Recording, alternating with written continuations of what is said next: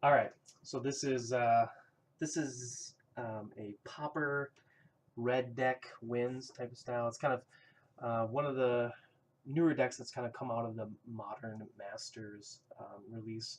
So the big card that kind of came out of this was the Burning Tree Emissary. Got downshifted to common in Modern Masters, and it really does a lot of work in this deck. It's really awesome.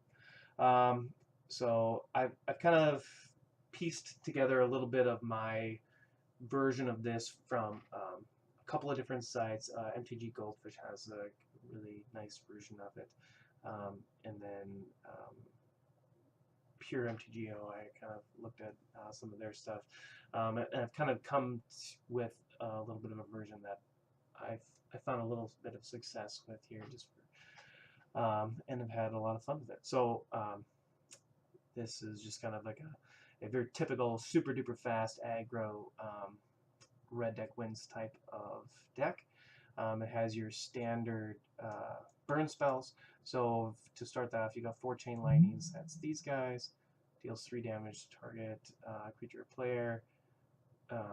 If they have red mana, they can do it right back to you. And it's a sorcery versus an instant, but it is 1 mana, deal 3. Same thing with lightning bolt. Obviously, we all know what that does. Reckless abandon is kind of one of your last finishers. It's only a 2 of in this deck. Sorcery, sack a creature, deal 4 damage to creature player. So it's just another one mana. Use it at the end of the game, probably, to just kind of finish off your opponent. So those are your kind of standard 10 burn spells that you want. The way this deck functions is that you want like you pretty much need to start off with a nice 1-drop, and the 1-drops you're really looking for are either of these ones: a Goblin Cohorts, 1 mana 2/2, can't attack unless you cast a creature spell, or your Mog Conscript, which is the exact same card, just a different name. So those are really the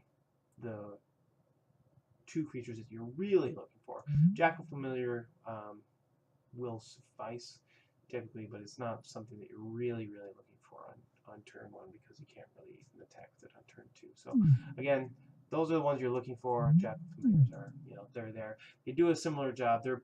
These are better on, turn 2 and 3 than these typically are. This deck runs enough creatures to where the downsides on the cohort and the conscripts don't typically come into play, but they are there and can sometimes be a real downfall. The other 1-drops that we're running, we run 2 of these Crisp Mages. Stompy is really kind of a big deal, or a big card or a big deck in this meta. This deals with some of their 1 toughness creatures, and it just is kind of a way to deal with any kind of like little mini elves decks. Typically something that can kind of come out in the in game 2. It's one of the first cards that I will generally pull out, but I like having them because it counts as a creature in game 1, and it has the kind of ability, a little bit of the electricity type of style in game 1, and it can kind of steal you a game sometimes. That first game that you may not have won.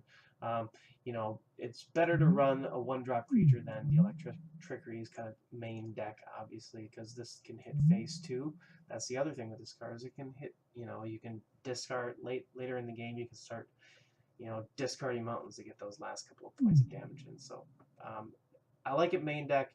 Typically, it's one of the first cards to come out when I know exactly what I'm playing and can bring in one of these sideboard cards to kind of replace it. But it is a pretty nice function main deck, all around kind of catch-all card. Goblin Bushwhacker is kind of your pump spell. You don't typically want to cast this on turn 1. It's better on turn 2. It gives all your stuff haste, and pumps your team with 1 attack. So those are great. These are your 2-drops that you're really looking for. Valley Dasher, 2 mana 2/2 haste. Mud Brawler Cohort, also 2 mana 2/2 haste. So it's really nice to go 1-drop, play on a mountain, and then turn 2 you're attacking with 2/2s. And it's even better to go mountain 1-drop, next turn mountain Burning Tree Emissary, then a 2 mana 2/2, and then follow that up with dashing a Goblin Heel Cutter, target guy can't block, and you're swinging for $1 billion. That's basically how the deck works. It only runs 17 mountains. It's a very cheap deck.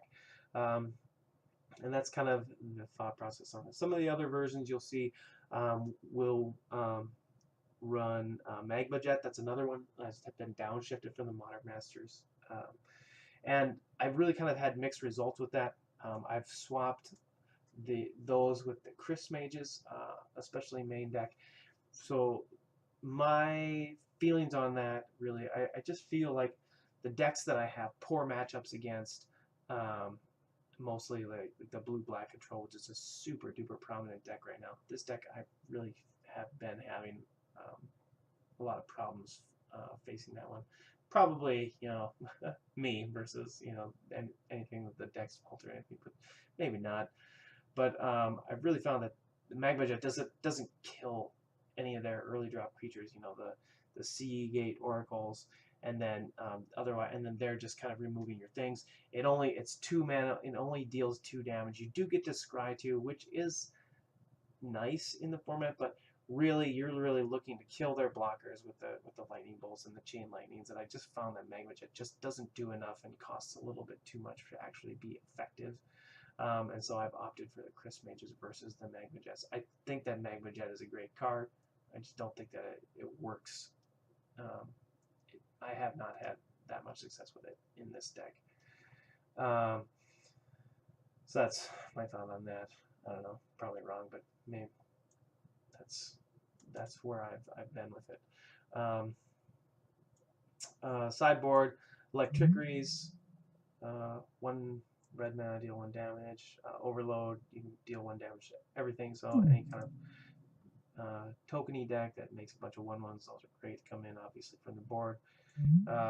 Usually, again, kind of once you figure out what you're playing, you're playing blue-black control. Obviously, you're bringing in your Pyroblast. I've kind of found that against the control decks, these Curse of the Pierce Hearts kind of create a little bit of inevitability, and you really do force them to do something about, rather than just dirtle around all day and kill all your stuff and not doing something. So these are really nice against those control matchups too.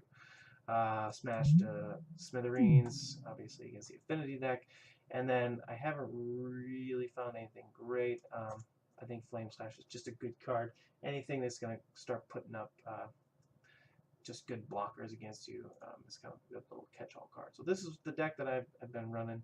Super fast, red deck wins type of style, goblin-y, deck. It's a lot of fun. You should give it a whirl.